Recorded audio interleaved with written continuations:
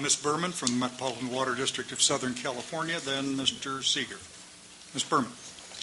Mr. Chair, you began the day with talking about what an important time it is in the Delta and what important decisions are coming everyone's way in the near term. We talk about the council making a decision about the Delta plan or tomorrow. There's the state board looking at their water quality control plan. There's the BDCP looking at a decision sometime in the near future. It's a very important time for the Delta, and I think there is a mass of people and stakeholders and interests trying to come together and find solutions for the Delta, and I realize and respect that the council is part of that solution.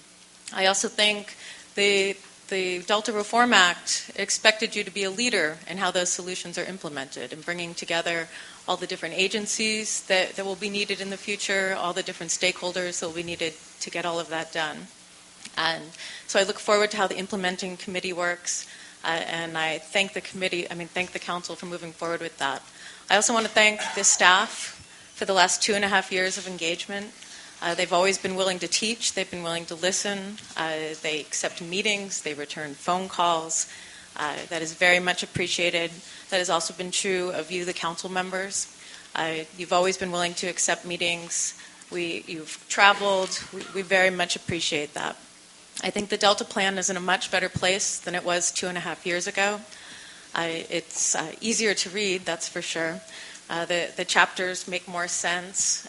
In particular, the stressor section, while we haven't looked at that probably since last summer, I think it made great strides. It looks at hatcheries. It looks at moving towards a mark select fishery. It looks at trying to be more aware about nutrients in the system. It looks at flow. It looks at kind of all the different stressors that are on the system.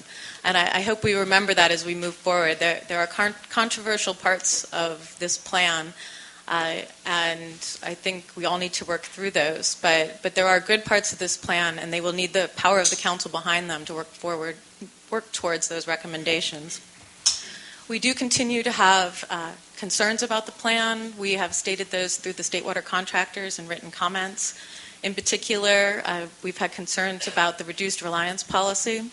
We've had concern about its legal underpinnings. We've had concerns about who you've decided that it applies to and who you've decided that it doesn't apply to. We've had concerns about clarity.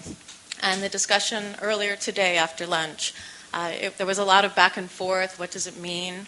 I think that shows there's some questions about clarity. The first draft, at least of the executive summary, I haven't had time to go through the second draft, certainly showed that there's some questions about what does that policy mean. There's been statements in the press, there's been statements by the press. What does that policy mean? So while I would agree that the changes that have been made in the last few months do make it much more readable, and I thank you for that, I do think there's still cause for concern and there's still questions. But I will save any more specific questions for discussion of the regulations. So thank you very much. Thank you, Ms. Berman.